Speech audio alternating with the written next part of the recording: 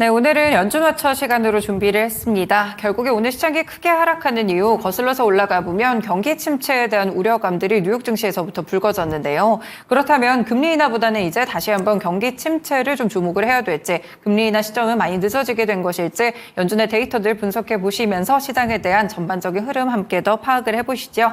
이코노미 21의 양영빈 기자님 모셨습니다. 기자님 어서 오세요. 네, 안녕하세요.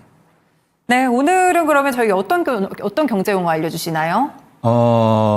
최근에는 조금 관심이 덜해졌는데요. 네. 올해 초만 하더라도 사람들이 이제 굉장히 특히 또 연준 데이터를 좀 많이 주시하는 분들이 맞죠. 많이 봤던 것 중에 하나가 연준의 영래포 장치. 네. 요거가 굉장히 많이 줄었어요. 그래서 이제 이거에 대한 거를 준비를 해봤습니다. 네, 영래포 저희가 한번 다뤄드린 적도 있으실 것 같은데 일단 개념적인 부분들 좀 까먹으셨을 수도 있으니까요. 레포와 영래포 개념부터 먼저 한번 잡아주세요. 네, 좀 용어가 생소한데요. 우리나라 이제 증권사에서 이 계좌를 트신 분들은 네. 아마 제가 이제 만약 1,000만 원이 있다. 그럼 그걸 다 주식을 안 사잖아요. 네. 그럼 뭐 일부 현금을 남겨두면은 그거를 RP를 돌린다 아마 요거 많이 해보셨을 거예요. 그거랑 뭐 같은 건데요. 네. 이거는 이제 어떤 거냐면은, 레포 하면은 연준이 은행이 들고 있는 국채를 매수를 합니다. 네. 그러면 어떻게 해줘야 되냐면 돈을 지급을 줘야죠. 해야 되겠죠. 그렇죠. 그러면 이 얘기는 뭐냐면 시중의 유동성을 공급하는 거고요. 그럼 그 반대로 하는 거는 연준이 은행의 국채를 매도하는 거예요. 네. 그러면 이제 은행은 사야 되니까 맞죠. 돈이 다시 회수가 되겠죠. 유동성 흡수네요. 예, 유동성 흡수, 유동성을 풀었다가 흡수했다가 하는 이런 통화 정책의 일부로서 이 이제 영래포라는 것이 있었습니다. 네, 쉽게 말하면 레포가 이제 유동성을 갖다가 좀 방출을 시켜주는 거고 영래포가 유동성을 흡수하는 거다. 이렇게 좀 정리를 해보셔도 될 것 같은데요. 그러면 최근에 영래포에 대한 잔고 추이를 좀 볼게요. 사실 그저께 4,130억 달러까지 늘었다가 어제 다시 좀 줄어드는 모습이 좀 있었거든요. 특별한 뭐 계기가 있었을까요? 그저께가 바로 또 7월 31일 그 월 말이었잖아요. 아, 월말이네요. 예, 월말이면 네. 이런 일이 항상 이제 차트 보시면 이렇게 삐죽삐죽 튀어나오는 게 다 네. 월말이고 그 중에서도 많이 튀어나오는 거는 이제 분기말 또 특히 또 연말에 많이 튀어나오고 하는데 다시 원래대로 갔던 거고요. 네. 문제는 뭐냐면 이제 올해 1월에 이게 영래포가 저기 빨간색으로 보면 굉장히 급격하게 내려왔잖아요. 그래서 이제 많은 분들이 이 차트에 이 추세적으로 선을 그어가지고 올해 뭐 성급한 분들은 올해 3월이면은 다 고갈된다. 또는 어떤 분은 뭐 4월 했다가 이제 계속 이 예측이 1개월씩 밀렸습니다. 그래서 네. 6월 했다가 7월. 또 안 되니까 또 7월 이제 지났죠. 이제 그 다음에 뭐 8월이 될 8월이네요. 거냐. 이게 근데 이 영래포라는 거를 주식 차트처럼 네. 이렇게 인식을 하면 안 되고 이 영래포를 누가 쓰는 거고 이게 어떠한 그 움직임에 의해서 이게 이제 잔고가 늘어났다 줄었다 하느냐. 네. 이거는 사실 MMF가 영래포의 대부분을 차지하고 있거든요. 네네. 그럼 그 사람들은 뭘 하고 있나. 이거를 이해를 해야지 정확히 알 수가 있다고 생각합니다. 네. 특히 영래포가 고갈되면은 또 어떤 괴담이 있냐면요. 지금 연준이 QT를 하고 있잖아요. 네. QT를 종료할 거다. 사실 별로 관계는 없습니다. 네. 근데 이제 이렇게 얘기하는 게 이제 보면은 제가 봤을 때는 모르거나 아니면은 자기의 포지션을 요걸 통해서 이렇게 이제 약간 좀 호도하려는 띄워보려는, 네. 음모론 같은 게 있지 않나 이렇게 생각을 해봅니다. 최근 차트를 보면은 약간 그 줄어드는 감소폭 자체가 어느 정도 횡보로 좀 가고 있는 네. 것 같은데 요거는 그러면 어떻게 해석을 해야 될까요? 그러면 이제 이 영래포의 잔고가 늘어났다, 줄어들었다 하는 거를 설명할 수 있는 가장 좋은 차트는 재무부가 발행하는 단기 국채의 잔고입니다. 단기 국채요? 네. 영래포가 이제 본격적으로 시작한 게 2021년 3월부터 시작을 했는데요. 네. 그때 이 차트의 파란색은 영래포 잔고고요. 이 주황색 이 막대는 단기 국채 그 잔고량이거든요. 네. 단기 국채 줄어드니까 영래포 쭉 늘어나죠. 약간 그 반상관관계네요. 그 다음에 2023년 한 말에 한 6월에 이 단기 국채가 쭉 올라가니까 영래포가 또 쭉 감소하고 있음을 볼 네. 수가 있죠.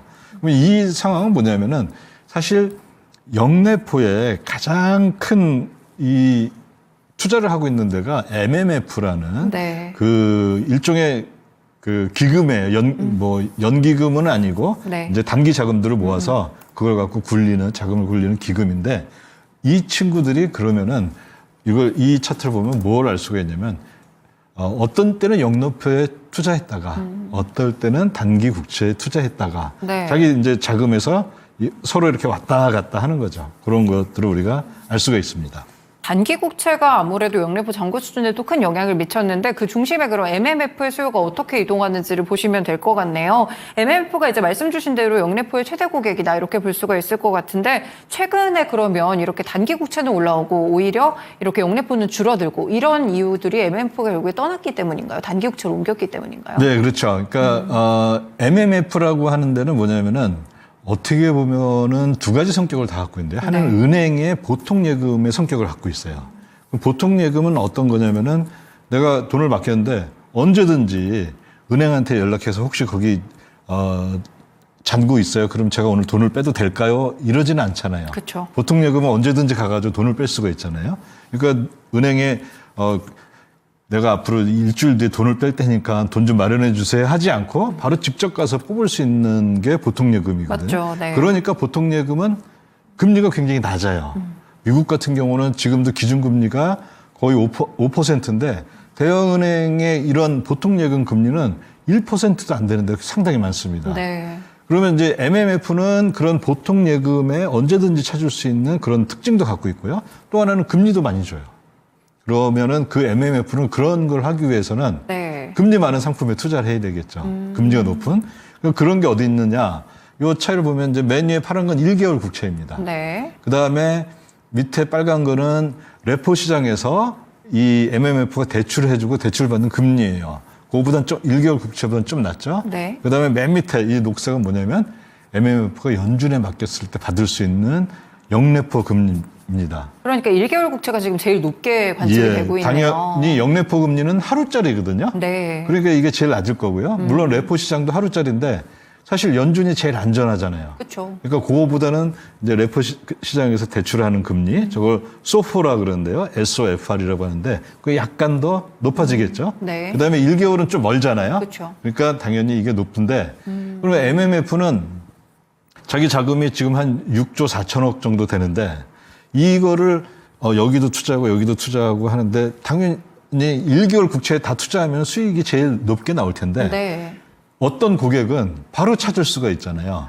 그러니까 일부는 이 영래포 하루짜리에다 네. 투자하고 일부는 소포에 투자하고 일부는 또 1개월 국채에 투자하는 겁니다.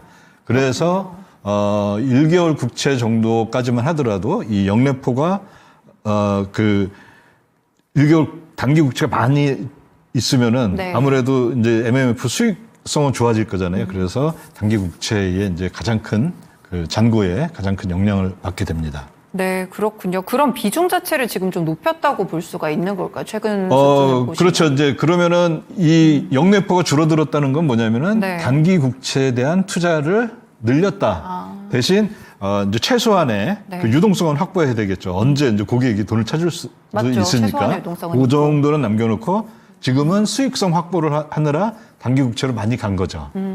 그러면 사실 영래포 잔고가 0이 되거나 이렇게 크게 처음에 이제 말씀 주셨던 대로 그렇게 될 일은 없다고 봐도 무방한가요? 그러니까 이제 만약에 여기에서 지금까지 아까 그 차트를 보시면은 어떤 걸 알 수가 있냐면은 그 재무부가 발행하는 네. 이 단기 국채의 잔고가 늘어나면 영래포 잔고는 0으로 갈 수가 있겠죠. 네네. 그러면은 이제 우리는 이 영래포 잔고가 앞으로 어떻게 될 것인가 이걸 보려면은 재무부가 생각하는 앞으로 단기 국채 발행은 어떻게 될 거냐 이걸 보면은 이렇게 차트쟁이라 그러죠. 네. 차트에 줄 긋고 해가지고 보는 게 아니라 좀 더 정확한 예상을 할 수가 있을 것 같습니다. 네, 영래포에 대한 추이를 좀 따져보려면 결국 재무부 측의 이 단기 국채 발행이나 이런 부분을 따져봐야겠네요. 그러면 실제로 분기별 장기나 이 단기물 국채 순 발행량이 어떻게 되고 있는지 좀 짚어주세요. 네, 요거는 이제 제가 분기별로 이렇게 본 그 차트인데요. 이 파란색이 단기 국채 순 발행량이에요. 네. 그다음에 이 주황색은 장기 국채인데요. 이제 지금 우리가 지금 이제 마지막 분기에 이 회계연도로 봤을 때 마지막 네. 분기에 와 있는데요. 이 점선으로 이렇게 돼 있고 파란색 점선으로 화살표가 돼 있잖아요. 네. 저게 단기 국채가 이제 이번 분기에 그러니까 이제 8월, 9월 남았죠. 8월, 9월에 이 증가할 단기 국채 증가량이에요. 보면은 네. 아주 비슷하네요. 조금 늘어나죠. 네. 네. 그다음에 주황색은 많이 늘어나고요. 그럼 이건 어떻게 알았느냐? 바로 그저께 발표한 QRA에 답이 다 있습니다. 네네. 그러면은 어제 이제 왔던 이 국채 발행 계획을 보면은 이 장단기 어느 정도 발행이 될지를 저희가 알 수 있는 거죠. 네. 그럼 이걸 보면은 왼쪽에 있는 게 이제 6월부터 9월 이번 분기예요. 네. 그러면 저 밑에 181이라고 돼 있잖아요. 여기 동그라미 이게 뭐냐면은 이번 분기에 재무부가 계획하고 있는 단기국채 순 발행량입니다. 물론 이거는 이제 10억 달러 기준입니다. 그런데 현재까지 7월 31일까지 얼마 순 발행을 했냐면 150을 발행을 했어요. 네. 그럼 30일 남았죠. 자, 그러면은 아까 이제 파란 이 선이 아주 완만하게 올라갔잖아요. 증가했죠. 네. 30밖에 안 남았으니까 영내포는 지금 한 30이니까 이제 300억 달러겠죠. 근데 영내포는 한 3천 한 지금 400억, 3,500억 달러 이 정도 되니까 네. 별로 안 되죠.